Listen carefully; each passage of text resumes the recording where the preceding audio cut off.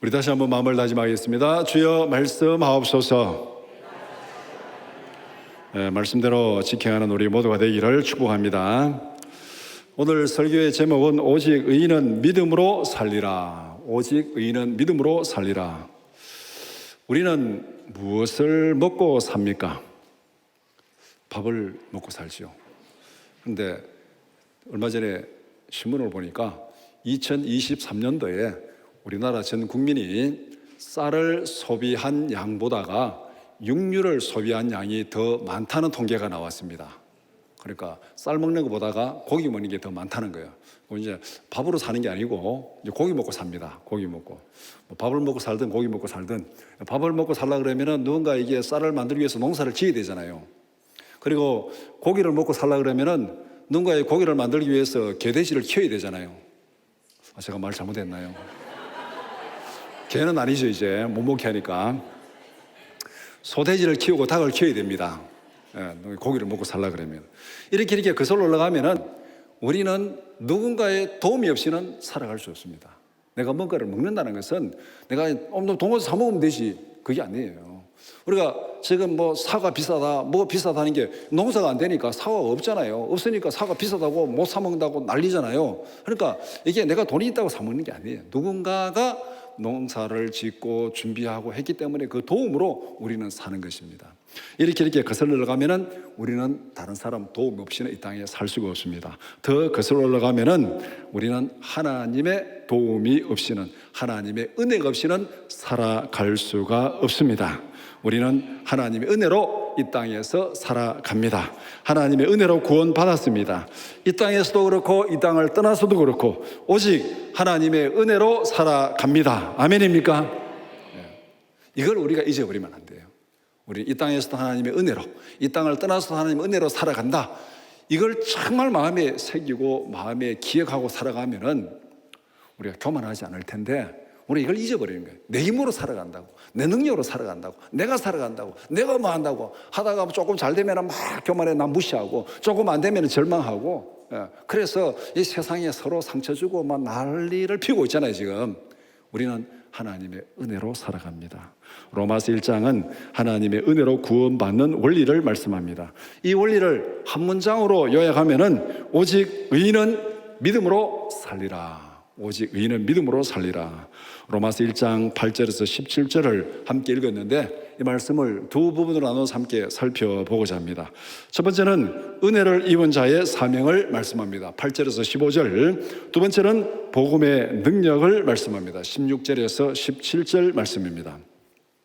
먼저 8절에서 15절은 은혜를 입은 자의 사명을 말씀합니다. 첫 번째로 로마 교회에 대한 바울 사도의 열정을 말씀하고 있습니다. 로마 교회는 바울이 전도해서 세운 교회가 아닙니다.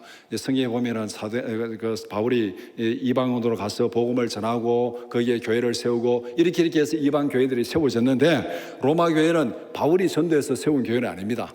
바울이 로마에 가기 전에 이미 로마의 교회가 세워졌습니다. 뭐 간접적으로 말하면은 바울이 세웠다고 말할 수도 있습니다. 바울이 이방에 복음을 전하고 예수 믿는 사람이 생기고 그때 당시에는 모든 중심지가 로마니까 예수 믿는 사람이 로마를 갔을 것이고 거기에서 모여서 교회를 세웠다. 이렇게 하면 간접적으로 보면은 바울이 세웠다 이 말도 맞지만은 그러나 직접적으로 로마에 가서 복음을 전해서 거기에 세운 교회는 아닙니다. 바울은 로마 교회에 대한 대단한 관심과 열정을 가지고 있었습니다. 자기가 거기서 복음을 전하지도 않았고 가지도 않았고 그런데 이미 교회는 세워졌고 그런데 그 교회에 대해서 굉장히 열정과 관심이 있었습니다. 로마 교회에 대한 바울의 관심을 오늘 본문에서 세 가지로 표현을 하고 있습니다. 첫 번째는 감사와 찬양으로 표현합니다. 8절 말씀에 보면은 먼저 내가 예수 그리스도로 말미암아 너희 모든 사람에 관하여 내 하나님께 감사함은 너희 믿음이 온 세상에 전파됨이로라. 너희 믿음이 온 세상에 전파됨으로 인해서 내가 하나님 앞에 감사한다. 이 말을 보면은 정말 바울의 마음속에 있는 비전이 뭔지, 열정이 뭔지, 인생의 목적이 뭔지를 여기 딱 표현해 주고 있는 거예요. 우리 하나님 앞에 감사한 일이 뭐겠습니까? 하나님 내게 건강 주심을 감사합니다. 하나님 내게 물질 주심을 감사합니다. 하나님 우리 자녀들 잘되게 하심을 감사합니다. 이것도 감사의 제목이 맞아요. 이거는 부수적인 것들이에요. 부수적인 것들. 그러니까 이것이 우리의 인생의 궁극적인 목적이 될 수는 없습니다. 우리는 어차피 건강해도 이 세상 떠나게 돼 있어요. 그럼 궁극적인 목적이 하나님 앞에서 우리의 비전이 뭐냐? 바울은 여기서 뭐 모든 것 다 감사한 일이지만은 그 모든 것 중에 최고의 감사가 뭐냐면 너희를 통해서 믿음이 온 세상에 증거되는 거. 이것으로 인해서 하나님 앞에 감사한다고 그렇게 말합니다. 우리의 비전, 인생의 목적, 정말 하나님 앞에 감사로 표현하는 비전이 뭔지, 목적이 뭔지 우리는 분명히 알아야 됩니다. 두 번째는 쉬지 않는 기도로 표현했습니다. 9절 말씀에 내가 그의 아들의 복음 안에서 내 심령으로 섬기는 하나님이 나의 증인이 되시거니와 항상 내 기도에 쉬지 않고 너희를 말하며, 항상 내 기도에 쉬지 않고 너희를 말하며, 누군가를 위해서 끊임없이 기도한다는 것, 이것이 최고의 사랑을 실천하는 것입니다. 우리가 어떤 사람을 위해서 생각날 때 한두 번씩 기도하는 것, 그것은 할 수가 있습니다. 그런데 정말 기도할 때마다 끊임없이 잊지 않고 기도한다는 것, 여러분의 기도 시간에 과연 몇 명이나 있습니까? 끊임없이 잊지 않고 기도하는 것. 아마 여러분의 자녀들은 이 대상이 될 수 있을 겁니다. 그런데 자녀들을 벗어나면은 이 대상이 되는 사람이 많지 않을 것입니다. 누구를 위해서 끊임없이 생각하고 기도한다는 것은 그 사람에게 관심이 있고 그 사람을 사랑하고 정말 그 사람을 위해서 내가 애쓰고 있는 그 사람 아니고는 끊임없이 기도할 수가 없습니다. 우리가 누군가를 위해서 끊임없이 기도한다는 것, 이것이 바로 그 사람에 대한 최고의 사랑이고 최고의 사랑을 실천하는 것입니다. 그렇다면 우리는 이 사랑을 고넬료 기도로 실천하는 우리 모두가 되기를 축복합니다. 고넬료가 우리에게 보여준 모델이 있습니다. 누구를 위해서 기도해야 됩니까? 아직까지 하나님의 예배의 자리에 나오지 않는 가족을 위해서 기도해야 돼요. 예배의 자리에 나오지 않는 가족을 위해서 기도해야 돼요. 그 다음에 아직까지 예배의 자리에 나오지 않는 우리 친척을 위해서 기도해야 돼요. 아직까지 예배의 자리에 나오지 않는 친구와 이웃을 위해서 기도해야 됩니다. 이것이 최고의 사랑을 실천하는 거예요. 이 땅에서 성도가, 교회가 이웃 사랑을 실천한다는 거, 그 사람들에게 먹을 것 한 끼 주고 돈 좀 주고 도움 주는 거, 그것도 사랑의 실천이 맞지만은, 그러나 그 사람의 생명이 멸망으로 가는 거 그대로 놔둔다면은 그 사람에게 돈 주는 게 무슨 소용이 있습니까? 멸망으로 가는 건 생명을 구원해야잖아요. 이게 최고의 사랑이에요. 교회가 세상을 위해서 최고의 사랑을 실천할 수 있는 것은 그 생명의 구원을 위해서 밤낮으로 기도하는 거, 이거보다가 더 큰 사랑의 실천은 없습니다. 세상 안에서 좀 구제 조금 한다고 그게 진짜 사랑 실천 아니에요. 그건 부수적인 거예요. 진짜 사랑의 실천은 그 생명을 위해서 밤낮으로 기도하는 것, 이게 먼저입니다. 이게 먼저. 우리는 고넬료 기도로 정말 세상을 향한 사랑을 실천하는 우리 모두가 되기를 축복합니다. 세 번째는 실천적 헌신으로 표현했습니다. 10절에 이런 말씀, 로마 교회에 직접 가기를 간절히 원했습니다. 그는 정말 로마 교회에서 밤낮으로 기도하고 밤낮으로 기도했는데 그걸로 끝나지 않고 간절히 가기를 위했습니다. 가기를 원했습니다. 기도의 열정을 섬김과 나눔으로 실천하고자 노력했습니다. 우리가 누군가를 위해서 기도했다면은 그 열정으로 그 사람을 위해서 섬기고 그 사람을 위해서 나누고 그 사람을 세워주는 이 삶이 수반되어야 된다는 것입니다. 그래서 로마 교회를 위한 바울의 열정은 그리스도로 말미암아 로마 교회 성도를 인하여 하나님께 감사하노라. 그리스도로 말미암아 모든 일에 감사하는 우리 모두가 되기를 축복합니다. 두 번째는 바울이 로마에 가고자 한 이유를 말씀합니다. 바울은 여러 번 로마에 가기를 시도했습니다. 그런데 그때마다 길이 막혔습니다. 지금도 로마에 가기를 원하고 있습니다. 바울이 이렇게 끈질기게 로마에 가기를 원하는 이유가 무엇입니까? 첫 번째는 신령한 은사를 나누어 주어서 로마 성도들을 든든히 세우기 위한 것이라고 11절에 말씀하고 있습니다. 성도를 세우고 교회를 세우기 위해서 그렇게 로마에 가기를 원한다. 신령한 은사를 나누어 줌으로써 그들을 세우기를 원한다. 나눔과 섬김이라는 수고가 없이는 누구도 세울 수가 없습니다. 우리가 자식을 양육하고 자식을 키운다는 거, 거기에는 얼마나 많은 섬김이 필요합니까? 얼마나 많은 것을 나누어야 됩니까? 수많은 것을 나누고 섬김으로 인해서 생명이 성장하고 생명이 크고 있잖아요. 우리가 성도를 세우는 것도 마찬가지예요. 누군가를 전도하고 새 가족을 인도해가지고 그 사람을 믿음으로 세워주기 위해서는 우리가 얼마만큼 섬기고 얼마만큼 나누어주고 섬겨야 됩니까? 굉장히 많은 수고가 거기에 따릅니다. 이런 나눔과 성비라는 수고 없이는 우리는 누구도 세울 수가 없습니다. 영적 은사를 나누고 육체적 재능을 나눔으로써 우리는 공동체를 세울 수 있습니다. 교회에서도 마찬가지입니다. 우리가 수고하지 않고 봉사하지 않고 섬기지 않고 공동체는 결코 세워질 수 없고 성도가 결코 세워질 수 없습니다. 그래서 바울이 로마에 가기를 간절히 바라는 것은 바로 이런 은사를 나누어주고 섬김으로 성도를 세우고 교회를 세우기 위해서 로마에 가기를 원했다, 그렇게 말합니다. 두 번째는 서로의 믿음을 인해서 피차 위로받고 격려받기 위함이라고 말하고 있습니다. 성도의 교제가 바로 이런 것입니다. 서로의 믿음을 세워주고 생명을 풍성케 하는 것. 바울이 로마에 가가지고 로마 교회 성도들만 세워주고 뭐 자기는 그냥 희생만 했냐, 오히려 그 성도들을 통해서 자기도 위로받고 격려받기를 원했다, 그렇게 말합니다. 우리가 자식을 키우면서 굉장히 많이 수고하고 굉장히 많이 희생합니다. 그러나 동시에 우리는 그 자식을 인해서 때로는 많은 위로도 받고 많은 기쁨도 누리잖아요. 이게 서로 쌍방향이에요. 쌍방향. 부모가 많이 수고하지만은 자식을 인한 그 기쁨과 위로도 굉장히 크다는 거예요. 그러니까 성도의 교제가 바로 이런 것입니다. 우리가 섬기고 위로하고 격려하지만 그 격려를 통해서, 그 믿음을 통해서 우리도 위로받고 격려받는 것. 예수님께서 12제자를 세우시고 그 세운 목적을 말할 때 그들에게 능력을 줘서 전도도 하게 하고 그 다음에 함께 있기 위해서 선택했다, 그렇게 말씀합니다. 함께 있기 위해서.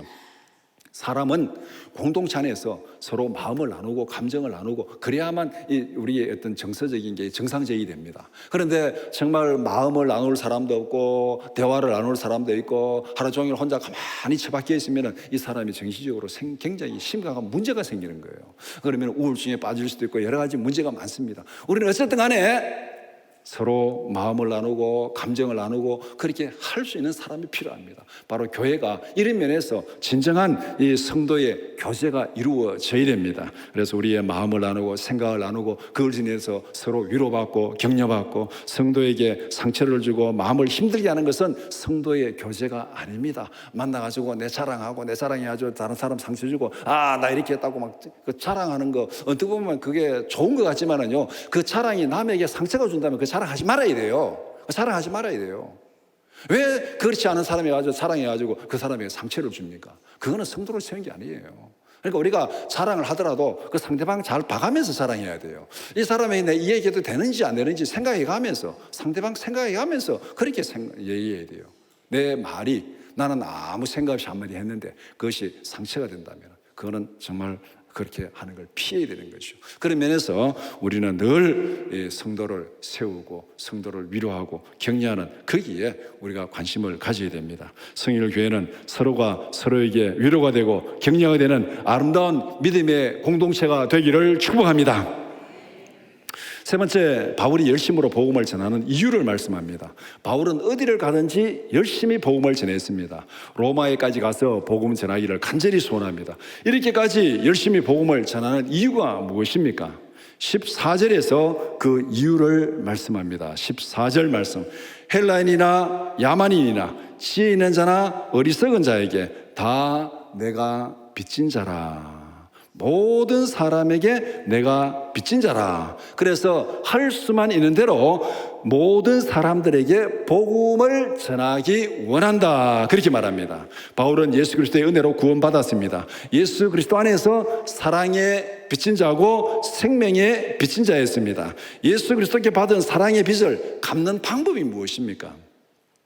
우리가 예수님 앞에 받은 은혜, 하나님께 받은 은혜를 하나님께 직접적으로 갖는 방법은 없습니다. 뭘로 갖겠습니까?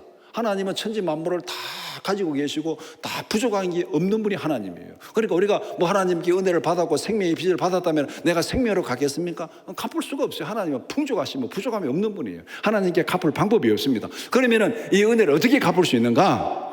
예수 그리스도께 받은 그 은혜를 감사하고 찬양하고 그 사랑을 다른 사람에게 열심히 나누고 전하는 것, 이것이 바로 하나님의 은혜를 갚는 방법입니다. 다른 사람에게 구원의 복음을 전하고 자랑하는 것, 하나님께 감사하고 하나님 앞에 찬양하고 그 은혜를 다른 사람에게 나누고 증거하는 것. 그래서 바울은 자신이 받은 사랑의 빚을 갚는 데 생명을 걸었습니다. 여러분은 다른 사람들에게 어떤 은혜를 입었습니까? 지금까지 살아오면서 여러분이 받은 은혜가 어떤 것입니까? 누구의 은혜를 입었습니까? 그것이 여러분의 부모가 될 수도 있고 여러분의 형제가 될 수도 있고 여러분의 자녀가 될 수 있습니다. 어떤 은혜를 받았습니까? 여러분은 하나님 앞에서 어떤 은혜를 입었습니까? 이거 우리가 분명히 계산하고 점검해 봐야 됩니다. 나는 다른 사람들로부터 어떤 은혜를 입었는가? 나는 하나님께 어떤 은혜를 입었는가? 하나님과 사람 앞에서 은혜를 잊어버리는 배은 망덕한 사람이 되어서는 안 되시오. 은혜를 받았는데 은혜를 모르고 살아가는 사람 우리가 뭐라 그럽니까? 싸가지 없는 사람이죠. 싸가지 없는 사람. 싸가지 없는 사람 되면 안 돼요. 사람 앞에서도 싸가지 없는 사람 되면 안 되고 하나님 앞에서 더더욱이 싸가지 없는 사람 되면 안 돼요. 하나님 앞에 싸가지 없는 사람 되면 지옥으로 직행입니다. 그거는 싸가지 없는 사람 되면 안 돼요. 그래서 우리는 크거나 작거나 다른 사람에게 받은 은혜가 뭔지를 우리가 생각해 봐야 됩니다. 정말 우리가 나이 들고 세상 떠나기 전에 꼭 은혜 갖고 가시기를 바랍니다. 나이 들어가지고 막 다 다른 사람에게 막 이렇게 하지 말고 나이 들어 하나님 앞에 가기 전에 내가 사람에게 다른 사람에게 내가 받은 은혜가 뭔가를 잘 계산해 보고 그 사람에게 은혜를 갚는 여러분 되기를 바랍니다. 우리 교회 권사님 중에서 지금은 그 권사님이 천국 가셨어요. 그런데 그 권사님 마지막에 모든 성도들의 결혼 그다음에 장례식이면 꼭 부조를 조금씩 넣어가지고 자기는 못 가지만은 부탁해가지고 꼭 부조하는 권사님이 있었어요. 왜 그렇게 하냐 그러니까 자기 젊을 때 성도들이 도움을 많이 받았다는 거예요. 자녀들 결혼시키고 하면서 다 부조를 받는데 그때 내가 돈이 없어서 다 많이 못했다. 그런데 내가 가기 전에 하나님 앞에 가기 전에 이거 꼭 내가 갚고 가야 된다. 그래서 그분은 나이 들어서 장례식도 못 가고 결혼식도 못 가지만은 그 부조 조금이라는 돈을 넣어가지고 꼭 전달해 달라고. 내가 하나님 앞에 가기 전에 이 빚을 갚고 가야 된다고. 정말 그런 사랑, 그런 열정이 얼마나 대단합니까?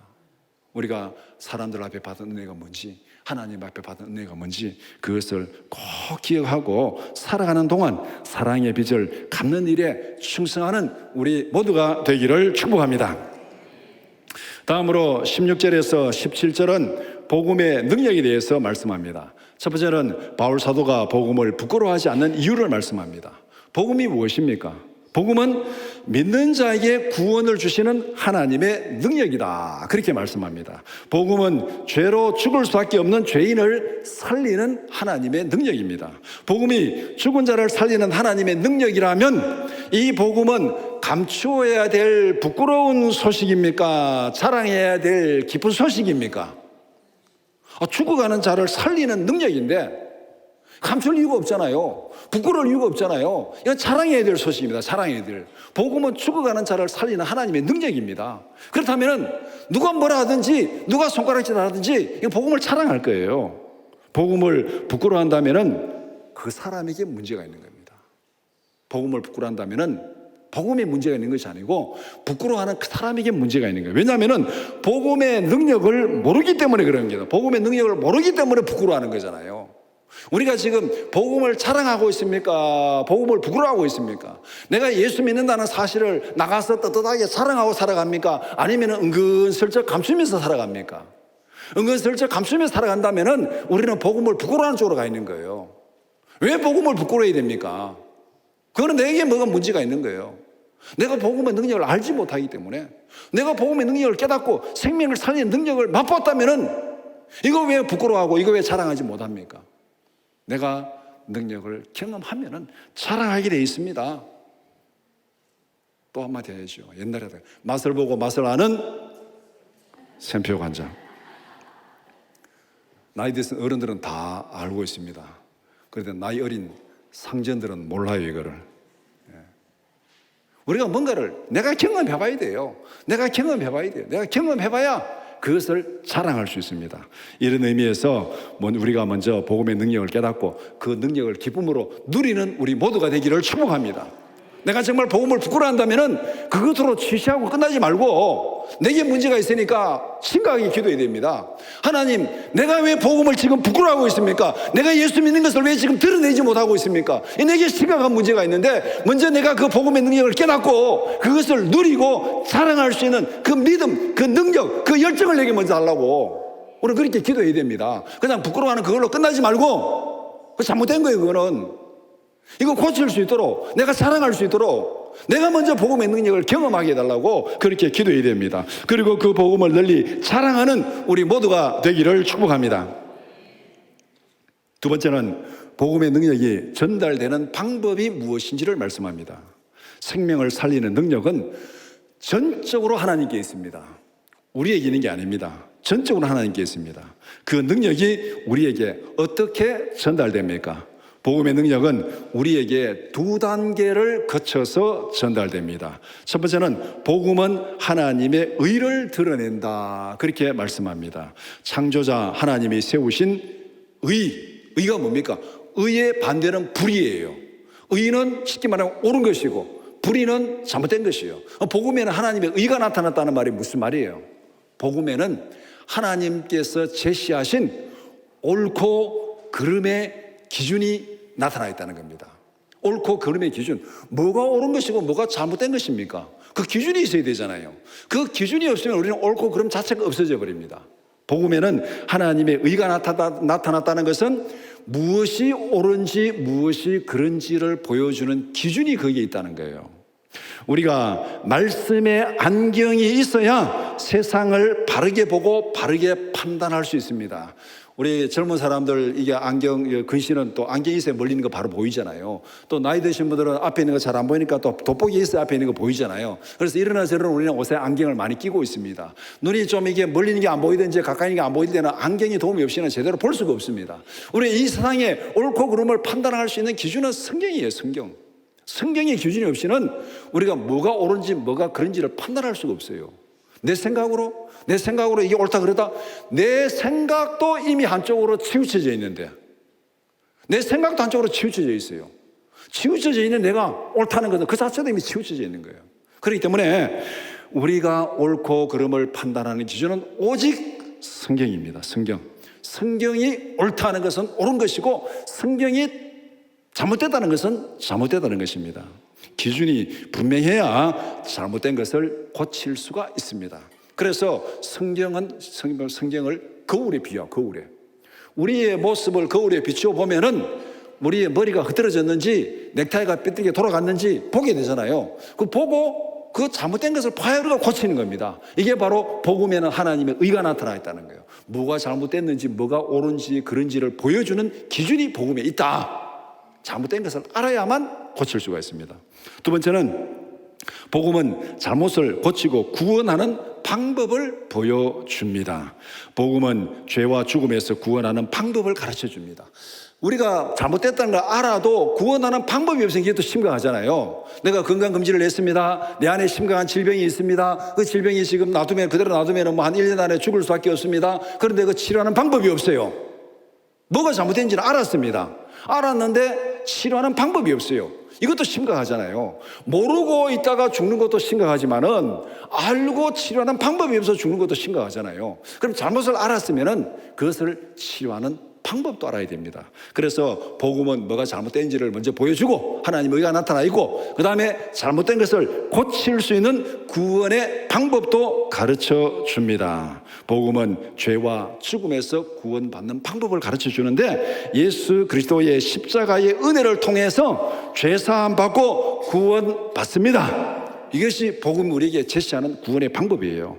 하나님이 보여주신 복음을 믿으면 죽음에서 구원받습니다. 생명을 살리는 하나님의 능력이 믿음을 통해서 우리에게 전달되는 거예요. 믿음을 통해서. 다른 방법이 없습니다. 우리가 지금 이게 불을 켜놓고 밝은 가운데서 예배를 드리고 있잖아요. 이 전기가 지금 어떻게 옵니까? 전기가 거슬러 올라가면 발전소에서 전력을 일으키잖아요. 전력을 일으키는데 그 전기가 차에 싣고 옵니까 지금? 아니면 KTX 실어서, 아니면 뭐 택배 보내가지고 전기가 여기 옵니까? 그거는 전기가 전달되는 방법이 아니에요. 택배도 아니고 자동차도 아니고 뭐 화물도 아니고 컨테이너도 아니고 전기는 그렇게 전달하는 게 아니에요. 전기는 어떻게 전달됩니까? 전선을 통해서 여기까지 오는 거예요. 전기가 전달되는 데는 전기가 전달되는 특별한 수단이 있습니다. 복음을 전하는 복음의 능력, 생명을 살리는 하나님의 능력이 우리에게 전달되는 데는 특별한 수단이 있습니다. 그 수단이 뭐냐면은 바로 믿음이라는 전선을 통해서 우리에게 전달된다고 말씀하고 있습니다. 그래서 오늘 본문의 결론 17절에 오직 의인은 믿음으로 말미암아 살리라. 생명을 살리는 하나님의 능력, 하나님의 은혜가 우리에게 전달되는 방법은 믿음이라는 전선을 통해서 우리에게 전달되는 거예요. 그래서 로마서 10장 9절 이렇게 말씀합니다. 로마서 10장 9절 같이 보겠습니다. 내가 만일 내 입으로 예수를 주로 시인하며 또 하나님께서 그를 죽은 자 가운데서 살리신 것을 내 마음에 믿으면 구원을 받으리라. 분명히 딱 말씀하고 있습니다. 복음에는 하나님의 의가 나타나 있고 뭐가 옳은지 뭐가 그런지를 딱 보여주고 내 삶에 뭐가 잘못된지를 보여주고 그 잘못된 것을 고치는 방법이 뭐냐? 믿음으로 거듭난다. 믿음으로 구원받는다. 구원의 능력은 예수 그리스도를 믿는 믿음의 전선을 통해서 우리에게 전달됩니다. 우리는 하나님의 은혜로 구원받았습니다. 예수 그리스도를 믿는 믿음으로 구원받았습니다. 구원의 은혜를 받은 우리가 그 은혜에 보답하는 길은 무엇입니까? 첫 번째는 하나님의 사랑에 감사와 찬양을 드리는 거예요. 이것보다 더 큰 보답은 없습니다. 내가 은혜를 받았다면 아이고 감사합니다, 감사합니다, 감사합니다 찬양하고 하나님을 영원롭게 하고 입만 열면 하나님 자랑하는 거. 이게 정말 하나님의 보답하는 거예요. 어떻게 하나님 은혜를 됐다고, 하나님 은혜를 됐다고 이게 자랑하는 거잖아요. 내가 어떤 사람에게 예를 들어 어떤 도움을 줬는데 그 사람이 나를 기분 좋게 하는 게 뭐겠습니까? 가면 아우 내 이래 된 거는 누구 내 최 목사 날 도와줘서 이래 됐다고 가는 데마다 최 목사 날 도와줘 이래 됐다 이러면 내가 그 말 듣고 기분이 나쁘겠어요, 기분이 좋겠어요? 예. 하나님 앞에 우리가 은혜를 갚는 거는 우리가 하나님 은혜를 구원받았기 때문에 입만 열면 하나님 자랑하는 겁니다. 아이고 하나님 은혜로 내가 이렇게 됐습니다. 하나님 은혜로. 그래서 그것이 바로 하나님 앞에 찬양하는 것이고 감사하는 것이고 하나님을 영원롭게 하는 것입니다. 모든 일에 감사하며 하나님을 영원롭게 하는 것. 범사에 감사하라가 바로 이것입니다. 하나님의 입만 열면 하나님의 구원에 대해 감사하는 것. 이 감사가 생활로 표현되는 게 뭐냐면은 예배가 내 삶의 중심이 되는 거예요. 입만 열면 하나님 앞에 감사하고 정말 하나님의 은혜로 살아갔다면 우리가 하나님 앞에 예배하는 시간이 우리 일생에서 제일 중요한 시간, 우리 일과에서 제일 중요한 시간이 되어야 되잖아요. 예배는 그냥 시간 나면 드리고 내가 바쁘지 않으면 드리고 그게 아니에요. 그건 하나님의 은혜를 무시하는 겁니다. 무슨 소리에도 예배를 무시하는 사람은 하나님의 은혜를 무시하는 거예요. 말이 더 이상 필요 없습니다. 정말 내가 하나님의 은혜를 감사하고 그걸 깨닫고 영광 돌린다면 예배가 내 삶의 중심이 돼요. 먼저 예배를 딱 정하고 예배 시간 정하고 나머지 거기에 다 맞춰야 됩니다. 나머지 맞춰야 돼요. 어떤 경우에도 예배가 내 삶의 중심이 되는 것이 하나님의 은혜에 감사하는 하나님의 사랑에 보답하는 첫 번째 방법입니다. 두 번째는 예수 그리스도를 통하여 받은 은혜를 함께 나누는 것입니다. 공동체 안에서 서로 위로하고 격려하고 함께 든든히 세워가는 것. 내가 은혜를 받았으니까 이 은혜를 공동체 안에서 다른 성도들과 함께 나누면서 함께 세워져 가는 것. 이것이 하나님 보시기에 기쁨이 되는 거잖아요. 하나님 보시기에 기쁨이 되는 거. 하나님이 어떤 성도를 기뻐하게 했습니까? 하나님이 어떤 성도를 기뻐하는지는 부모가 어떤 자식을 기뻐하는지 생각해보면 금방 나옵니다. 자식이 한 대여섯이 있습니다. 요새는 뭐 대여섯이 하면 이 박물관에 가야 되는 사람이 신문에 나야 되는데 예전에는 다 대여섯이 있었잖아요. 대여섯이 있으면은 그 중에서 부모가 어떤 자식을 좋아하겠습니까? 막 자식 중에서 꼭 만나서 싸움하고 막 무시하고 막 형제들 간에 막 분란 일으키고 이런 자식을 좋아하겠습니까? 자기가 늘 힘들고 손해보면서도 옆에 있는 자식 도와주고 형제들 도와주고 우애하고 봉사하고 섬기는 이 자식을 좋아하겠습니까? 내가 답할 필요 없죠. 여러분 생각해보면 되는 거예요. 우리가 하나님 앞에서 어떻게 하는 것이 하나님의 기쁨이 되는 성도인가? 그걸 생각하면 돼요. 우리가 지금 이 땅에 살아가는 거 내가 이 땅에서 더 많이 가지고 더 많이 어떻게 하고 다른 사람보다 더 자랑하고 더 위에 있고 그거는 중요한 게 아니에요. 그거는 중요한 게 아니에요. 그렇게 해서 하나님의 마음에 아픔이 된다면은 그거는 치명적이에요. 우리가 제일 먼저 생각할 것은 내가 어떻게 하는 것이 하나님의 기쁨이 되는 성도로 살아가는가, 내가 교회 안에서 어떻게 하는 것이 하나님이 기뻐하는가, 이것만 생각하시면 돼요. 이것만 생각해요. 이것이 하나님의 사랑과 은혜에 보답하는 두 번째 방법입니다. 세 번째는 예수 그리스도의 십자가의 복음을 널리 증거하는 것입니다. 사랑을 나누고 은혜를 나누는 것은 공동체 안에서 하는 일이라면 복음을 증가하는 것은 믿음의 공동체 밖을 향해 사는 겁니다. 예수 그리스도의 복음을 전하는 것이 내가 받은 사랑의 빚을 갚는 것입니다. 이 세상에 사는 날 동안 나누고 섬기는 삶을 통해서 사랑의 빚을 갚는 일에 헌신하고 충성하는 우리 모두가 되기를 주님의 이름으로 축원합니다.